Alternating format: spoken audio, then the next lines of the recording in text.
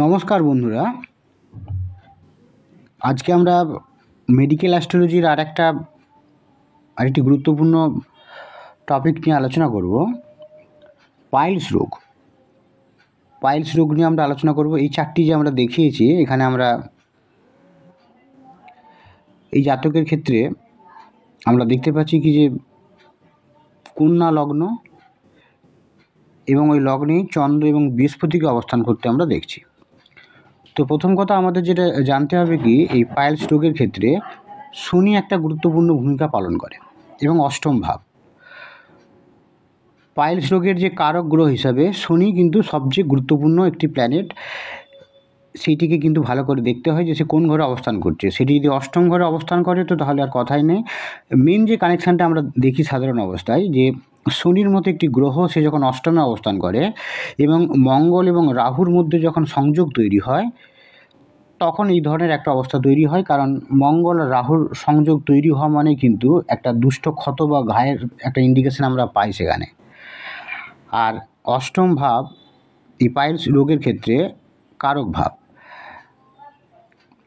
সেখানে সপ্তম ভাবটিকেও দেখতে হয়, কিন্তু মেন হচ্ছে অষ্টম ভাব। তো আমরা দেখতে পাচ্ছি এই চারটির ক্ষেত্রে লগ্ন সাপেক্ষে ষষ্ঠ ভাবের অধিপতি শনি, তাকে আমরা অষ্টমে অবস্থান করতে দেখছি। আমরা জানি যে কোনো রোগের ক্ষেত্রে ষষ্ঠ ঘরের অধিপতিকে আমাদের দেখতে হয় এবং ষষ্ঠ ঘরে কোন গ্রহ অবস্থান করছে সেটিকেও দেখতে হয়। তো এখানে আমরা দেখতে পাচ্ছি ষষ্ঠ ঘরের যে অধিপতি গ্রহ শনি, সে অষ্টমে অবস্থান করছে এবং ষষ্ঠ ঘরে রাহু অবস্থান করছে। অতএব ষষ্ঠ ঘর সেখানে একটা নেগেটিভ গ্রহের অবস্থান করছে এবং ষষ্ঠ ঘরের অধিপতি শনি সে অষ্টমে অবস্থান করছে। এবং লগ্নের যে অধিপতি বুধ, তাকে আমরা দেখতে পাচ্ছি কি দ্বাদশভাবে অবস্থান করছে এবং তার যে দৃষ্টি বিনিময় সেটি কিন্তু ষষ্ঠ ঘরের উপর পড়েছে, সপ্তম দৃষ্টি। তো স্বভাবত আমরা এখানে 1, 6, 8, 12 একটা কানেকশান আমরা এখানে পাচ্ছি।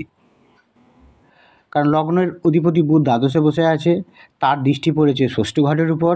ষষ্ঠ ঘরের যে অধিপতি সে বসে আছে অষ্টম ঘরের। তো এখানে 1, 6, 8, 12 মানে একটা বিপত্তি, এবং ষষ্ঠ ঘরটা মারাত্মক রকমভাবে পীড়িত হয়েছে রাহু এবং শনি দ্বারা। তার যে বিপত্তিটা শরীরভাবের দিকে যাচ্ছে, এবং কোন দিকে যাবে না, এখানে যেহেতু অষ্টম ঘরে শনি বসে আছে এবং এখানে মঙ্গল আর রাহুর মধ্যে একটা কানেকশান তৈরি হয়েছে, সেক্ষেত্রে কিন্তু তার এই ধরনের একটা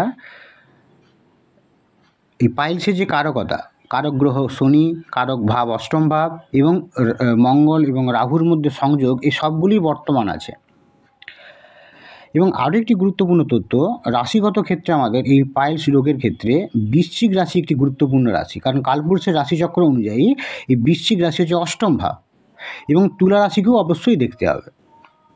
তো আমাদের যে কানেকশানগুলি আমরা বললাম, 6-এর সঙ্গে 8-এর কানেকশান এবং অষ্টম ঘরে শনি বসে থাকা এবং মঙ্গল এবং রাহুর সংযোগ, এটা যেমন দরকার, এর সাথে বৃশ্চিক রাশির সংযোগ এবং তুলা রাশির সংযোগও দরকার আছে। মঙ্গল তো অষ্টমপতি হয়ে বৃশ্চিক রাশিতে বসেই আছে, অর্থাৎ বৃশ্চিক রাশির কানেকশানটা আমরা অনেক আগেই পেয়েছি। অষ্টম ঘরের অধিপতি লগ্ন সাপেক্ষে অষ্টম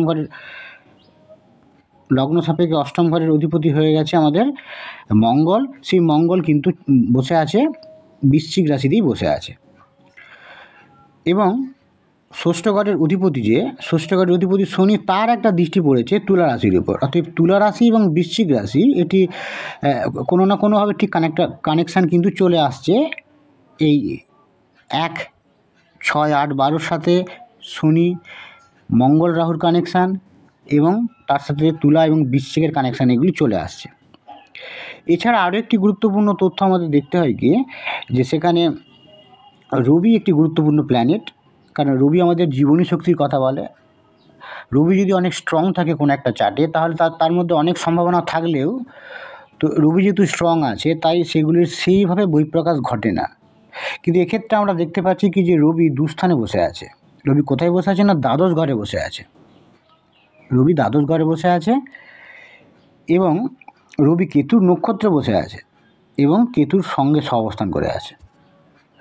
তো এই চারটির ক্ষেত্রে রবি দুস্থানে বসে থাকা এবং নেগেটিভ প্ল্যানেটের সঙ্গে বসে থাকা এটা কিন্তু তার মধ্যে যে ইন্টারনাল যে শক্তিটা সেটা কমে যাবে।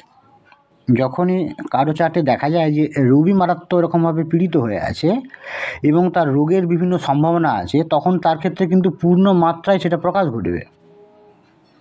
যখন কোনো কারো চার্টে শরীর খারাপের বিভিন্ন সমস্যা আছে কিন্তু রবি স্ট্রং হয়ে আছে, তখন তার মধ্যে সেই রোগের প্রকাশ ঘটলেও সেটা খুব বড় আকার ধারণ নাও করতে পারে, কারণ রবি এখানে জীবনী শক্তির কারকতা দেয়। তো এই চার্টের ক্ষেত্রে কিন্তু দেখা যাচ্ছে কি এই ধরনের একটা অবস্থা তৈরি হবে যেখানে তাকে ভুগতে হবে এই পাইলস রোগের ক্ষেত্রে।